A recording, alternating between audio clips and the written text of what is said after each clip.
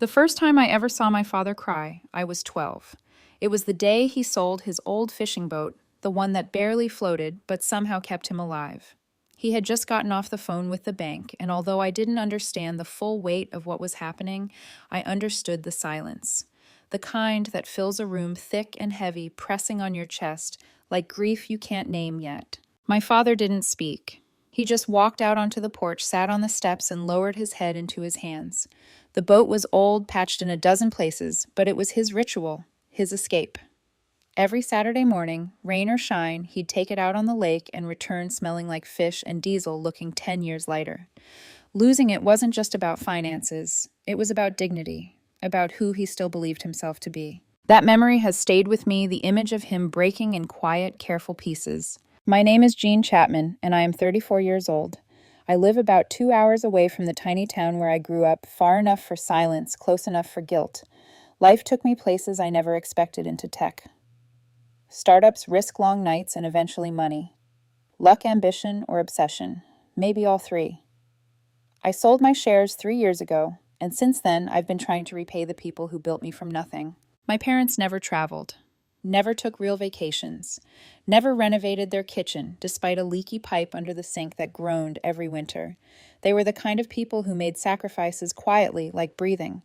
My mother clipped coupons with military precision, and my father spent decades working double shifts at the mill. They didn't just raise me, they carved me from their exhaustion. But things in our family were never simple. My younger sister, Emily Chapman, was 31, now married to a man named Brent Callahan. A man who always rubbed me the wrong way. One of those men who called waiters boss and wore sunglasses indoors to feel important. He talked endlessly about passive income and investments he never really made. Always between jobs, always full of excuses. Emily, it hurts me to say this, but she's complicated. Growing up, we were close until we weren't. After college, she married fast, had 2 kids, and suddenly our relationship became this strange mix of competition and resentment. She had a talent for backhanded compliments that stung in ways I couldn't quite explain. Wow, Jean, must be nice to have free time to work out. I wish I didn't have to chase kids every second. She'd laugh after saying it, but the words lingered like dust in the air. When I told her I was thinking of buying a lake house for our parents, the pause on the other end of the phone lasted just a beat too long. Oh, she finally said, stretching the word as if tasting it. That's generous. I just hope they're up for that kind of responsibility. Responsibility. She made kindness sound like recklessness. But the lake house meant something to me. It wasn't about luxury. It was a symbol, a return to the same water where my father once found peace. The same lake my mother stared at during Sunday drives, whispering how calming it looked. I spent nearly a year searching. I wanted the perfect place. Not extravagant, not enormous, just right. When I walked onto the porch of the final home, 2 bedrooms, wraparound deck, a private dock. Trees leaning protectively toward the water, I knew. It cost me $500,000, and I didn't flinch. It felt right. It felt overdue. I chose to make it a surprise planning to reveal it on my parents' anniversary. I told them we were meeting for a small family weekend at an Airbnb. My parents were thrilled, touched even. My mother baked her famous cinnamon rolls. My father pulled out his old tackle box, even though he hadn't fished in years. Emily and Brent said they'd arrive the morning of. Fine by me. The day was crisp early autumn, leaves just starting to turn. I arrived an hour early to stock the fridge, hang the family photos I had found in their attic, and place the neatly wrapped box holding the deed on the dining table. Everything was perfect. Then I heard shouting. Not playful, not frustrated. Something raw, something cruel. I stepped outside and froze. My parents' luggage had been tossed onto the gravel driveway like trash. My father's old duffel bag lay open, clothes spilling out. My mother's floral tote had been tossed so hard it rolled. Brent Callahan stood in front of them, red-faced, waving his arms as he yelled. I don't care what they thought. This place is not for them. They'll ruin it. They're too old to keep up with anything, and I'm not babysitting while they trip over stairs or forget how to use a kitchen. My mother clutched her purse. My father had his jaw locked tight, that same look he wore the day he sold the boat. Emily stood beside Brent, arms folded, not saying a word, but smiling, a slow, triumphant smirk. My heart pounded as I walked toward them. What's happening? I demanded. Brent spun around, startled. Jean, look. I'm just being honest here. Your parents don't belong in a place like this. We drove 2 hours for a family trip, not a nursing home shift. I stared at him, then at Emily. She still hadn't spoken. This house belongs to... He cut me off, voice rising. Exactly. You said it was an Airbnb, and we assumed it was for us. The kids are exhausted. Emily's stressed. And now you want us to take care of... Emily finally chimed in, her tone syrupy sweet. They probably misunderstood Jean. This place looks like it's meant for people who can handle a home like this.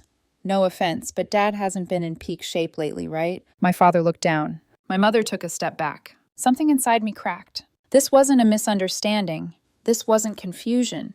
This was a plan. Calculated, coordinated, cruel. They thought this house was for them. Maybe they assumed I'd finally bought something worth fighting over, and they wanted it. I walked inside without another word, grabbed the box from the table, and stepped back outside. Emily, I said, my voice steady. Open this. She frowned, but took the box, unwrapped it, looked at the paper inside. Her smirk disappeared. What is this? She whispered. It's the deed, I said. The house belongs to Mom and Dad. I bought it for them, not for you. Brent stepped back as if the paper had burned him. My mother gasped softly. My father looked at me with eyes full of stunned gratitude. But Emily looked like the world had shifted beneath her feet, and she didn't like where it landed. For a moment, none of us moved. The lake shimmered in the distance, calm and golden, the complete opposite of what was unraveling in front of me. Emily still held the deed like she didn't understand the words printed on it. Brent's jaw worked furiously, opening and closing, as if he were deciding which version of outrage would serve him best. My mother bent down to pick up her tote bag from the gravel. Her hands trembled. My father reached for his duffel, but I beat him to it. He looked at me with the same weary gratitude I'd seen when he sold his boat to keep us afloat decades ago. Come inside, I told them softly. Both of you. They hesitated, as if crossing the threshold might invite more humiliation. I forced a small smile, one I barely felt. It's your home. Inside the Lakehouse was warm and filled with quiet. The smell of cinnamon from the rolls my mother had baked lingered in the kitchen. Sunlight filtered through the big windows overlooking the water, dancing on the wooden floors. My mother stopped in the living room when she saw the framed black and white honeymoon photo I'd placed on the mantel. Her hand flew to her mouth. Jean, she whispered, you remembered this? I remember everything, I said. My father placed a gentle hand on her back. They stood there just breathing, absorbing, softening. I should have known peace never lasts long in our family. The front door creaked. Heavy footsteps entered. I turned. Emily burst into the living room, arms crossed, fury coloring her cheeks. Brent loomed behind her, expression twisting between smug and offended. So Emily began, her voice syrupy and sharp. You're really doing this? I'm giving our parents a home, I replied. Her eyes narrowed. A Lakehouse, Jean. Really? They don't need a lake house. They barely use the microwave without calling you. This is irresponsible. You should have talked to me first. Talk to her. About a gift I bought with my own money for our parents. I exhaled slowly, trying not to let my own anger rise too quickly. Emily, this isn't about responsibility. It's about honoring them. Brent took a step forward, scoffing. You're going to regret this. You think they can maintain a place like this? Roof repairs, plumbing issues, yard work. In 2 years, you'll be sinking another $100,000 into this dump. Good thing that's not your concern, I shot back. He smirked, amused by his own condescension. Emily's expression changed, that subtle shift I recognized too well. The calculating tilt of her head, the tightening around her eyes the moment she decided she wanted to wound me. You always think you're the hero, she said. You swoop in with your tech money and your fancy solutions. But you're still the same girl who cried when Dad forgot her 7th birthday because he was too busy working. Remember that. The memory hit me like a slap, a cupcake, a candle, a cold kitchen. My father coming home long past bedtime, boots dragging. And Emily remembered. She remembered and used it like a knife. This has nothing to do with the past, I said, steady but shaking inside. Everything has to do with the past, she countered. My mother flinched, her voice breaking. Girls, please. Emily cut her off. Why didn't you consider the kids, Jean? Instead of buying a house for 2 elderly people, you could have put that money toward your niece and nephew. College funds. Something useful. The old bitterness surfaced. The entitlement she dressed as logic. My sister didn't want a lake house for our parents. She wanted it for herself. This isn't about the kids, I said quietly. This is about you. Emily's eyes flashed. Excuse me? You're angry because this isn't about you for once. Her face twisted, something ugly rising to the surface. Brent puffed his chest. Hey, watch your tone. I stepped in front of my parents. You threw their bags on the ground like garbage. That's your tone. The air became thick, suffocating. My mother trembled beside me. My father's jaw worked silently like he was swallowing words he didn't want to say aloud. Emily tried again, her voice cracking into false sweetness. We're just being realistic, Jean. Mom and Dad don't belong here. And if you were thinking long-term, really thinking long-term, you'd know this. When they're gone, who's going to deal with this place? Are you planning to put it in your will, or pretend you didn't make a huge financial decision without consulting the family? The family, I echoed. Or just you? Brent chimed in with a scoff. 5 years from now, this place will be a burden. Watch. That was when my father stepped forward. His voice was low, but it rumbled like distant thunder. That's enough. Emily blinked, caught off guard. I never asked for this house, he said. I never expected anything. But my daughter gave it to us with love. If you can't respect that, you can get in your car and go home. Brent actually laughed. You sure you want to go there, old man? My blood went cold. Leave, I said. He ignored me. He walked to the mantel, picked up the framed honeymoon photo, and muttered, This place is a waste on people who won't appreciate it. I crossed the room in 3 steps, tore the frame out of his hand, and shoved him back, hard enough that he stumbled into the coffee table. You touch anything else in this house, I said through clenched teeth, and you'll regret it. Emily grabbed his arm. Let's go. They stormed out, slamming the door behind them. Silence fell heavy and trembling. But I knew in my bones they weren't finished. That night, after my parents went to bed, exhausted and shaken, I sat alone on the porch. The lake was dark, reflecting the moon in trembling silver slivers. My phone buzzed. A text from Emily. Just 4 words. You'll regret this. No punctuation, no explanation. A threat disguised as a promise. And for the first time in years, I felt afraid of my own sister. I didn't respond to Emily's message. I just sat there on the porch, staring at the screen, the words glowing like a warning flare in the dark. You'll regret this. Not angry, not emotional, just matter of fact. Emily never needed volume to do damage.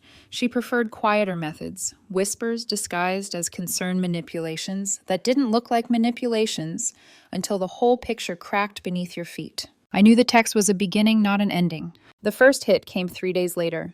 My aunt, my mother's older sister who lived in Arizona and barely kept up with us, called, out of nowhere. She never called me directly. Something in her voice made my skin prickle. Jean, honey, I need to ask you something, and I want you to be honest. My stomach dropped. Okay. I heard, and I'm sure this is just a misunderstanding, that you convinced your parents to sign over some of their savings to fund a real estate project, and that you're planning to flip the Lakehouse and, well, make money off it. I almost dropped the phone. What I breathed. My aunt clicked her tongue sympathetically, as though consoling me for being caught. Emily said she didn't want to believe it, but she was so worried. There it was. Subtle, clever, nasty. Emily hadn't accused me outright. She'd implied. She'd planted the seed. Enough for people to wonder. Enough for doubt to spread.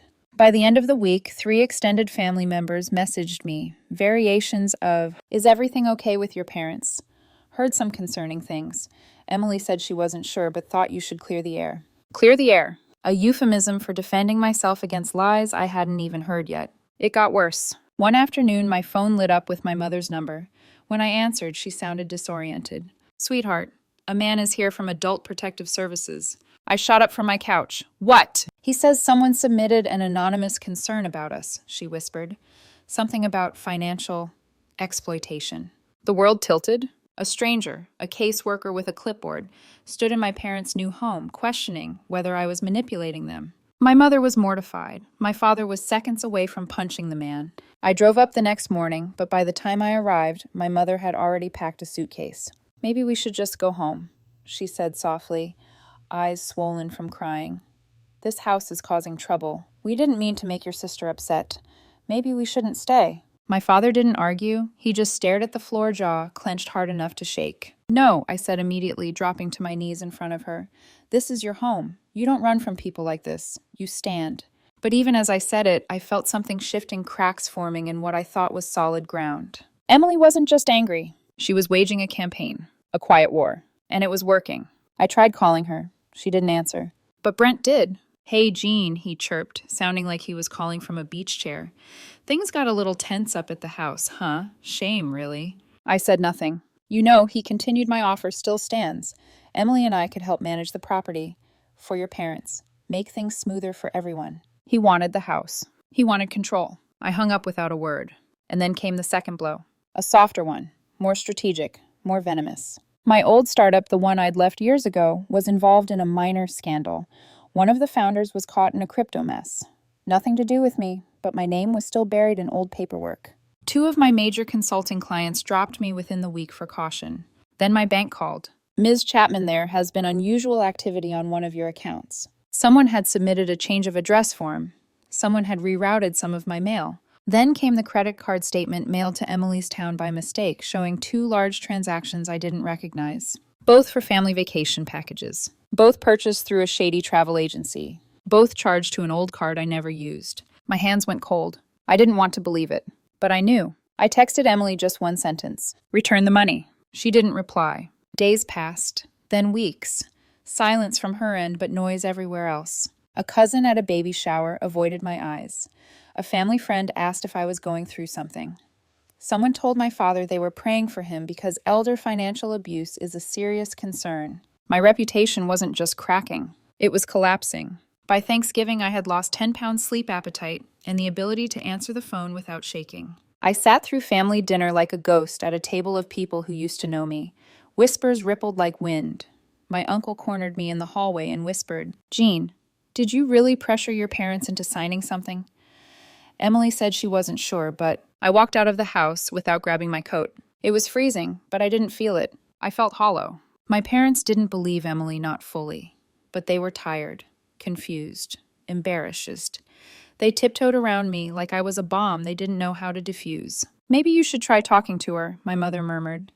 "Maybe she just needs time." I couldn't do it anymore. I stopped answering calls, stopped posting online, stopped responding to clients, stopped everything. I lived in darkness, literal darkness.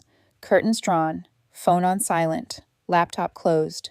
But in the stillness, something changed. Not quickly, not dramatically, quietly. I remembered who I was. Not just the woman who ran from small-town limitations. Not just the daughter trying to repay her parents. Not just the woman being shredded by her sister's resentment. I remembered the builder, the strategist, the woman who saw patterns where others saw chaos, the woman who knew how to rise. So I began again, not loudly, not dramatically, but methodically. A notebook, a pen, a plan. I started documenting every lie, every message, every vague Facebook jab, every whisper someone hinted at. I pulled public records. I froze compromised accounts. I hired a lawyer. Not to attack, just to watch. Quietly, strategically, I checked the deed, untouched. I checked the fraudulent charges, traceable. And then one night, sitting alone at my kitchen table, surrounded by paper trails and screenshots, I felt something I hadn't felt since before Emily's war began. Strength. It sparked small, but it grew. I wasn't angry anymore. I was ready. Because now I finally understood the game Emily was playing. And she had no idea who she had just woken up. Winter softened into spring before I resurfaced. Not dramatically, not triumphantly, just quietly. I drove to the Lakehouse on a bright March afternoon, the air still crisp with leftover winter, the water glinting like a secret. My parents were on the porch, surprised to see me. My mother rushed forward, drying her hands on a dish towel. My father stepped out from the shed, squinting as though trying to read my mood before deciding how to greet me. "I'm not here to talk about Emily," I said gently. The relief in their shoulders was immediate. We ate dinner on the porch, grilled steaks, potato salad, corn on the cob. The same foods they used to make on summer nights when electricity felt optional and laughter came easy. My father asked how work was. I gave him a half-truth. "I'm better," I said. Not healed, but no longer bleeding. After dinner, I offered to clean up while they went inside to rest. The moment the door clicked shut behind them, I opened my notebook. Not a revenge plan, not a manifesto, a strategy, because Emily had declared war. And wars aren't won with anger.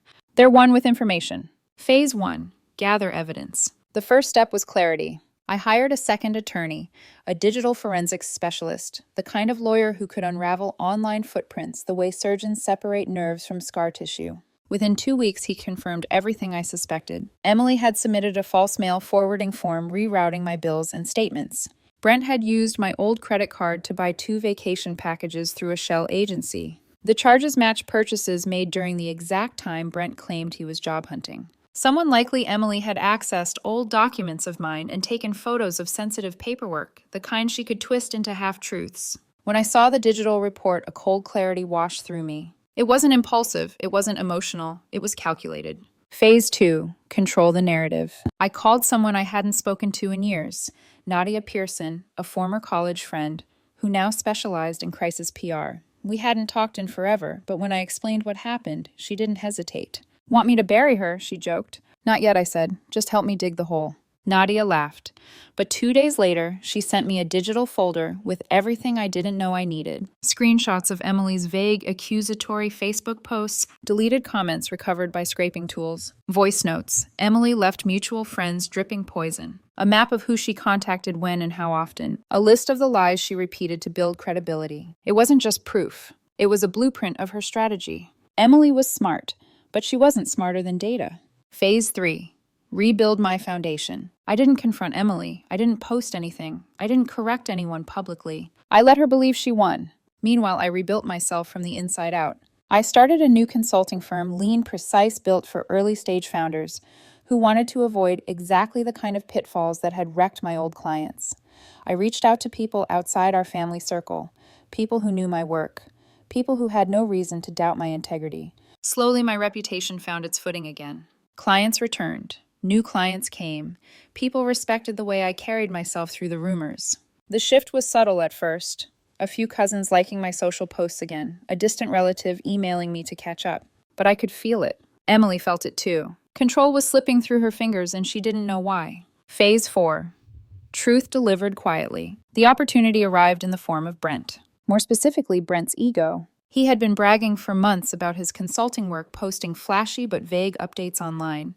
He was exactly the kind of financial fake that business reporters love to expose. So I made a call to an old acquaintance, Jay Brooks, a journalist who hosted a mid-sized podcast about economic frauds and hustle culture lies. Jay owed me a favor. I pitched him a story not about Brent, but about the trend of small-time entrepreneurs using fake personas to secure loans and manipulate clients. He loved it. I sent him documents redacted and anonymous. Brent's fraudulent loan applications, his fake employment claims, the vacation packages he bought using my card, his deleted brag posts, his timeline of job hunting. Jay built an episode around it. The Rise of Financial Fakes. When the episode aired, it didn't name Brent. It didn't need to. Anyone who knew him could connect the dots. And the internet did the rest. Within days, someone linked the podcast and Brent's Instagram posts. Someone else posted screenshots of his deleted tweets. A few of Emily's friends unfollowed her. Their comment sections turned acidic. Invitations stopped coming. Brent deleted his LinkedIn. Emily panicked. I knew because she called my mother crying, insisting people were spreading lies about Brent. My mother, exhausted, passed the phone to me. Emily's voice was small but sharp, like a blade wrapped in velvet. I know this was you. I didn't create your lies, I said calmly. I just stopped them from spreading. A long silence. You're tearing this family apart, she whispered. No, I said. You did that the moment you threw our parents' bags in the driveway. Click. She hung up, and that should have been enough. But she still hadn't learned. Phase 5, precision. 2 more weeks passed. Brent's business contacts crumbled. Emily locked all her social media accounts. More relatives pulled away. Their world was shrinking. And then, the final document arrived from my forensic attorney. It was the proof I needed. A direct digital trace linking the fraudulent credit card charges to Brent's personal device. I printed the report and set it aside. Not yet. Not until the moment mattered. Because precision is more powerful than rage. I didn't want revenge. I wanted truth. Truth in ink. Truth in public record. Truth no rumor could dismantle. And now I had everything I needed. The only question left was, when do I strike? The answer arrived sooner than expected, in the form of an invitation. A wedding invitation. My cousin Rebecca was getting married in August. The entire extended family would be there, including Emily. A quiet smile touched my lips. Perfect. August arrived hot and humming. The kind of summer heat that made your clothes cling and your patience thin. My cousin Rebecca's wedding was held at a sprawling vineyard just outside town. White tents, strings of lights, polished wooden floors, laid over grass, servers, carrying champagne like it was an Olympic sport. It was beautiful. It was romantic. It was the perfect battlefield. I didn't tell my parents my real reason for going. They thought I was just showing up for family, for normalcy, for healing. In a way, I was. But healing for me meant closure, and closure sometimes meant letting the truth speak so loudly it drowned out every lie. I didn't go alone. I brought Danielle Clark, a colleague from my new firm, poised, brilliant, with a golden dress that shimmered like she'd been dipped in sunlight. We weren't a couple, but she agreed instantly when I asked her to join me. "What's the goal?" she asked while clipping earrings in the mirror. "To be unbothered," I said, visibly. She smiled. "Darling, that's my specialty." The ceremony was beautiful. Wind sweeping through vines, vows filled with teary laughter, Rebecca glowing in lace. My parents sat 2 rows up holding hands, my father sniffing discreetly into a napkin. I wondered if they knew how much it meant to see them like this, safe, peaceful, unbothered by the war that had been waged in their name. It was the reception where everything shifted. The seating arrangement was no accident. Rebecca later admitted she did it on purpose. I was placed at the same table as Emily and Brent. When I approached this table, Brent stiffened. Emily looked everywhere except at me. Danielle, calm as ever, gave them both a polite nod. "Lovely venue," she said, tone lightly amused. Emily's jaw tightened. The reception rolled along, speeches, wine, laughter. A band played soft music under the canopy. People danced. Children chased each other between the tables. It was almost enough to make me forget the storm hovering just beyond the horizon. Then the projector flickered to life. Near the open bar, staff had set up a large screen so guests could upload photos from their phones to create a live rolling slideshow of memories, a cute idea Rebecca thought would bring everyone together. It did, just not in the way she expected. The slideshow began innocently. Baby photos, graduation pictures, a selfie of 2 bridesmaids attempting to look sober, a drunk uncle dancing, wedding guests smiling awkwardly at the camera. Then the first unexpected image appeared. I didn't submit it, I simply made sure the right person did. A photo of Brent standing in a sterile meeting room, shaking hands with a client. At first glance, nothing strange. But in the bottom corner was a caption. "Faked consulting gig documented 2 weeks before fraud exposure." A few guests chuckled, thinking it was a joke. Brent did not laugh. Emily stiffened, eyes widening. Before they could recover, the next slide popped up. A screenshot of one of Brent's deleted social media posts. "Blessed to secure a 6-figure investment today. Hashtag hustle hard. Hash work smart, not harder." The room grew quieter. A murmur began to weave through tables.